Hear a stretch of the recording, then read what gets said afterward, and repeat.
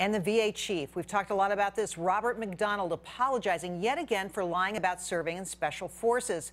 A lie, he says, was merely in an effort to relate to a homeless veteran.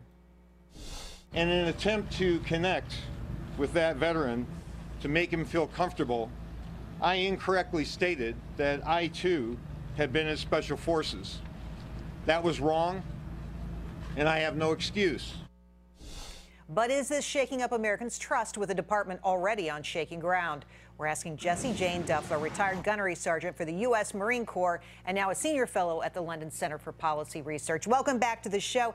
So this presser was notable for the fact that the VA chief apologized over and over again. How are his comments going over with veterans?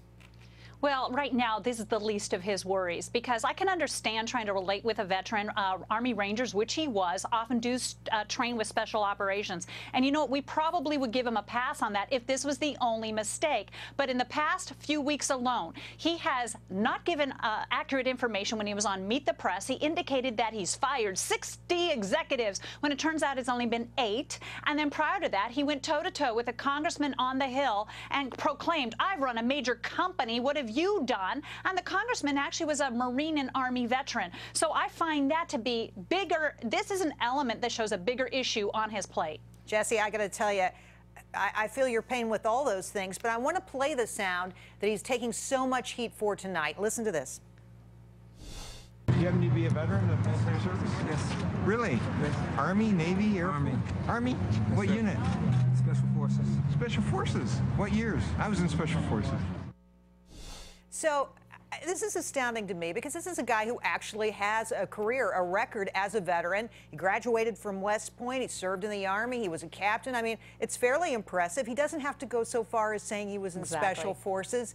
And yet he said even as he was saying it, he realized that it was the wrong thing to do. Yeah. I don't understand the mindset here. Here's somebody who calls out a congressman, a veteran, somebody who lies on the street. This is a guy who ran a Fortune 500 company, a CEO. None of this makes sense to me. Do you have any insight here?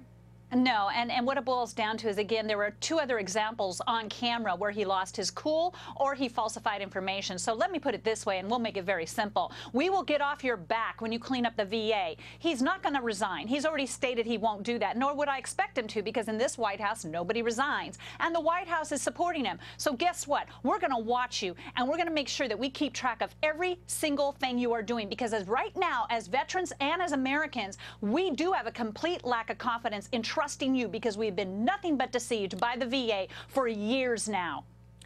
It's such an upsetting situation because the VA is so troubled, it's so problematic. And another troubling case here, the Chris Kyle court case, ruling today on that court case. Do you think that veterans generally are satisfied with what happened there? Oh, I'm sure veterans are thrilled, because this man Ruth was trying to play up his veteran status and his PTSD status. Let me explain to Americans out there, there are 7 million Americans with PTSD, and they're not all veterans. It is an anxiety disorder, and many people on active duty still have that. Some of the most honorable men and women I served with were the United States Marines, and the battery of tests that we have to take just to get into any branch of the military, most Americans would never even pass. Less than 1% serves this nation.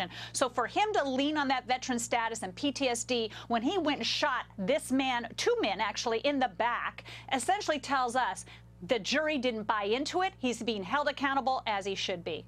Jessie, it's great to see you. Thanks for being on the show. Thank you, Jerry.